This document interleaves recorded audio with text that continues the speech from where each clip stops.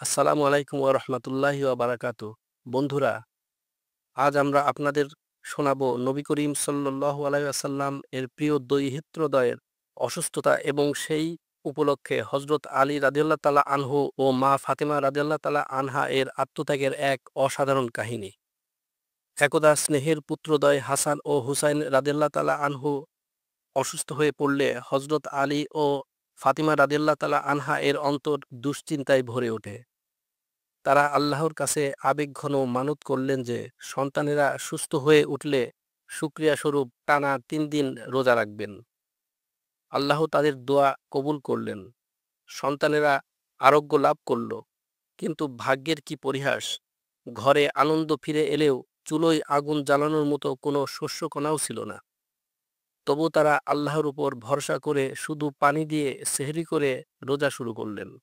হযরত আলী রাদিয়াল্লাহু তাআলা আনহু কাজের সন্ধানে বেরিয়ে সামাউন নামক এক ইহুদির কাছ থেকে কিছু পশম নিয়ে এলেন, যা দিয়ে সুতো তৈরি করতে হবে।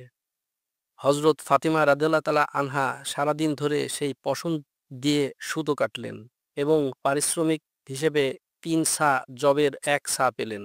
তিনি তার ক্লান্ত কিন্তু দৃঢ় হাতে সেই যব পিষে পরিবারের ৫ জনের জন্য ৫টি রুটি তৈরি করলেন। সারাদিনের রোজা রাখার পর যখন তারা ইফতারের জন্য বসলেন, ঠিক তখনই দরজায় এক করুণ আর্তি শোনা গেল। হে নবীর পরিবার, আমি এক অভুক্ত মিসকিন। আল্লাহর ওয়াস্তে আমাকে কিছু খাবার দিন। নিজেরা ক্ষুধার্ত থেকেও তারা মুহূর্তের জন্য দ্বিধা করলেন না। হযরত আলী রাদিয়াল্লাহু তাআলা আনহু ও ফাতিমা রাদিয়াল্লাহু তাআলা আনহা একে অপরের দিকে তাকালেন এবং ইশারায় সম্মতি জানিয়ে ৫টি রুটি সেই মিসকিনের হাতে তুলে দিলেন। সেদিন তারা শুধু পানি দিয়েই ইফতার সারলেন। পরের দিনটিও শুরু হলো একইভাবে। হযরত ফাতিমা রাদিয়াল্লাহু তাআলা আনহা বাকি পশমের সুতা তৈরি করে আরও ১ সা যব পারিশ্রমিক পেলেন। সন্ধ্যায় ৫টি রুটি নিয়ে যখন তারা ইফতার করতে বসলেন, তখন দরজায় এলো এক এতিম বালক। আবারও সেই দয়ালু পরিবার নিজেদের ক্ষুধার কথা ভুলে সমস্ত রুটি এতিমের হাতে তুলে দিলেন এবং শুধু পানি দিয়ে রোজা ভাঙলেন। তৃতীয় দিনেও ঘটল একই ঘটনা।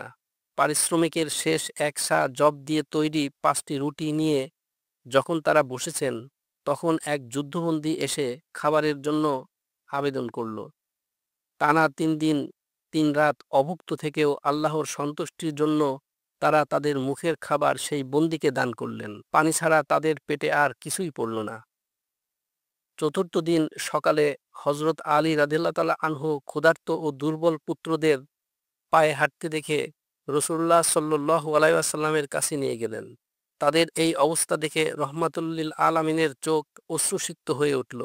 তিনি তাদের নিয়ে ফাতিমা রাদিয়াল্লাহু তাআলা আনহা এর ঘরে গিয়ে দেখলেন তিনি ক্ষুধায় বিবর্ণ হয়েও জায়নামাজে আল্লাহর ইবাদতে মশগুল। এই দৃশ্য দেখে নবী সাল্লাল্লাহু আলাইহি সাল্লামের হৃদয় ব্যথায় ভরে গেল। ঠিক তখনই আসমান থেকে রহমতের দূত হযরত জিবরাইল আলাইহিস সালাম নেমে এলেন এবং পবিত্র কোরআনের আয়াত নাজিল করলেন, যার অর্থ হলো আল্লাহর ভালোবাসায় নিজেরা অভাবী হওয়া সত্ত্বেও যারা এতিম মিসকিন ও বন্দীকে খাবার দান করে এবং বলে, আমরা তো কেবল আল্লাহর সন্তুষ্টির জন্যই তোমাদের আহার করাই। আমরা তোমাদের কাছ থেকে কোনো প্রতিদান বা কৃতজ্ঞতা চাই না। সূরা আল ইনসান আয়াত ৮ থেকে ৯। আল্লাহ তাআলা নিজে তার প্রিয় নবীর পরিবারকে এই মহান ত্যাগের জন্য পবিত্র কোরআনে মোবারকবাদ জানালেন। প্রিয় বন্ধুরা, এই শিক্ষণীয় ঘটনা আমাদের এটাই শেখায় যে সত্যিকারের দানশীলতা হলো নিজে অভাবী থেকেও অন্যকে সাহায্য করা। হযরত আলী রাদিয়াল্লাহু তাআলা আনহু ও ফাতিমা রাদিয়াল্লাহু তাআলা আনহা এর এই ত্যাগ শুধু একটি ঐতিহাসিক ঘটনাই নয়, এটি কিয়ামত পর্যন্ত সকল মুমিনের জন্য এক অনুসরণীয় আদর্শ।